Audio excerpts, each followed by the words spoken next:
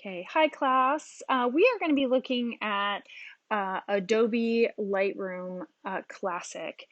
This is the tool that we're going to be using to import, export, organize our files, process, and develop them to prepare them to either print out a physical print or prepare to display them on screen. So all files that are shot with a digital camera, all professionals are going to do some kind of processing where from on a gradient of something that might be a light processing where you just might be bumping up the contrast a little bit or bringing down the highlights to a heavier, more specific, and we'll talk about local adjustments later on in the class. So Lightroom does also have a really fantastic catalog. I get a lot of questions about the difference between Lightroom and Photoshop and why we're not using Photoshop in this course. But Photoshop and Lightroom are very, very different programs. They do definitely cross over. I can do a lot of the same things that I do in Lightroom and Photoshop. Lightroom tends to do the processing a little bit better than Photoshop does, and Photoshop is a really robust program. So if I was going to um, put a new sky in mountainscape, or if I was going to do a composite image of 5 different photographs all combined together, I would do that in Photoshop. I would even do things like if I was doing restoration or if there were power lines going through my beautiful landscape and I wanted to take those out, I would do that in Photoshop. But if I wanted to process 1,000 images or 300 images that I shot in a day and do some light processing or just get them prepared for printing, I'm going to do that much more effectively and efficiently in Lightroom than I would in Photoshop. So Lightroom is the industry standard for a digital darkroom, and Photoshop is the industry standard for digital manipulation and color digital paint. So, and it's used in design and web design. It's a really big program. You can even do a little bit of animation inside of Photoshop. So, Lightroom's going to be what we'll be using in the class today. Lightroom is considered a different category of software than Photoshop, but Lightroom does have at least three different versions of itself. So there's Lightroom Classic, which is the one that we're going to be using. And then there's Lightroom CC, which is their cloud-based Lightroom. That one's a great program, but it's a little bit less user-friendly and it isn't quite as a robust program as Lightroom Classic. So we're going to stick with Lightroom Classic. The other one that I want to mention to you all is Adobe Lightroom Photo Editor, which is an app that you'll find in most app stores, definitely Google Play, and inside of the Apple App Store. So either of those places you can get it. They have a free version, and it is a lot that you can do within the basic menu and beyond on the desktop version. So it's a really great program if you're looking for a new photo editor app for your phone. Okay, so let's talk about Lightroom Classic. We're just going to be looking at this from a 30,000 foot view. The first thing that I want you to notice in the program is that there are these different workspaces. There's the library workspace. This is where you're going to create your catalogs and import and export files and folders into the program so you have access to those. There's also the develop menu. This is where you're going to actually be doing the active editing of your images. But there's also, so these are going to be the main two, library and developer, where we're going to kind of live in this class.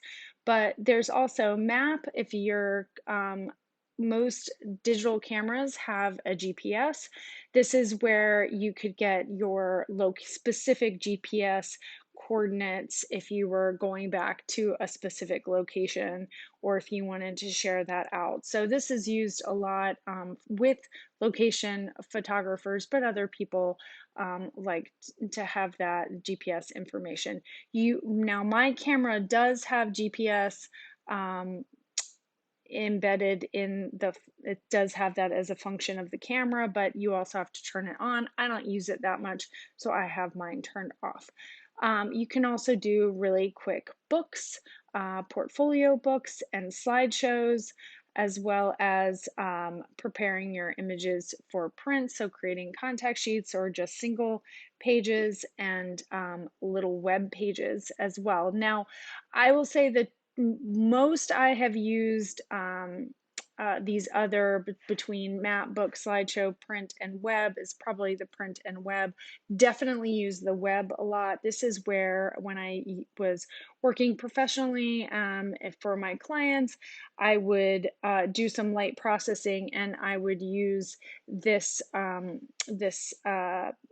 web gallery to upload images for them to preview to know which ones they wanted me to work with. So a nice functionality. So you'll see some very professional functions in the school in this program. So you can get to these by just clicking on them, and they're going to have their own panels that are different in every workspace. So looking at a few other things, you'll notice these little these little triangles at the top and bottom. Those are pins. If I click on these, I can get some extra screen real estate, so I can collapse my my film strip as well as the upper menu here. If I want to pin those in place, I just click them again. So just click on them again. I usually like having those. I access those a lot. So oftentimes, especially my film strip, I usually leave that pinned because I'm scrolling through images to work on. So there's that. You can also change the width of, if you want to make your panels more narrow so you have a bigger space, you can just kind of click in between. You can see the two arrows. That one was as closed as it would be. So you can change the proportions of all of this. So I can bring this down and make my film strip smaller, or I can make it bigger, however I would like. So you can customize your space the way that you like working on it. You'll find this little chain of information down here. It exists in almost every workspace. I think actually it exists in every workspace. So what it's telling you is the location of the photo that you have. So this is inside the triptych folder, and there's 106 photos inside of there. I only have one selected. This is going to be really important for you to notice this later on, one selected, and then it gives me the file name. I also can create filters and star systems, and I can also view images based on those star systems or how they are flagged. So these are my 5 images that I already have flagged. And then I can turn my filters off and see all of the images again. So I'm just scrolling through here. I actually do not use the main menu that runs along the top of Lightroom Classic a ton. They do a wonderful job of embedding everything that you need inside of the panels. But it is a good idea to know that under Lightroom Classic, you'll find some advanced tools so your preferences are there. So these are high level application tools that are there. Your files, this is where if you wanted to go to import, export, rather than using the buttons or using quick key commands, you can access those as well. You can show selections. So these are file hierarchy functions. And then the edit, not a whole lot here, so you can deselect, select flagged photos, You can check spelling if you're in the book. That would be mainly where you would use that, is inside the book or the web page. And then also develop, so you can create a new snapshot if you're not sure, like if you want to use different versions, you can create snapshots of that, and then you can scroll back and forth using previous and next image, but you can also just use your arrow keys on your computer as well. Photo is one place that I do go a fair amount, because this is where you can rotate your images left and right. You can also use the bracket keys. So if you accidentally shot something in the wrong orientation, or then you can correct that inside of the photo. And unless you know the quick key command for that, which is the command bracket, right and left bracket, then you would have to come up here to access this. Settings, don't come here very often, but there are some settings for different versions.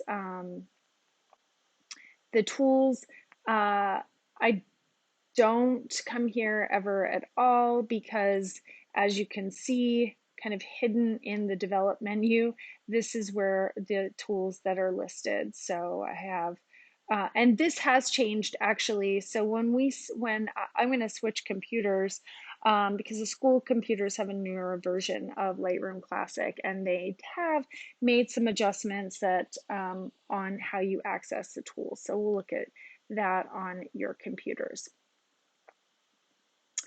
And so Windows, so you can you can switch to the different modules or different workspaces here. So I don't use these upper toolbar very often, so the main toolbar, but everything that you should need, minus a couple things, should be right in front of you on the panel. So just making sure that you're inside the correct panel. So we'll be looking at specific tools in a future video, but this is just a quick overview of Lightroom Classic.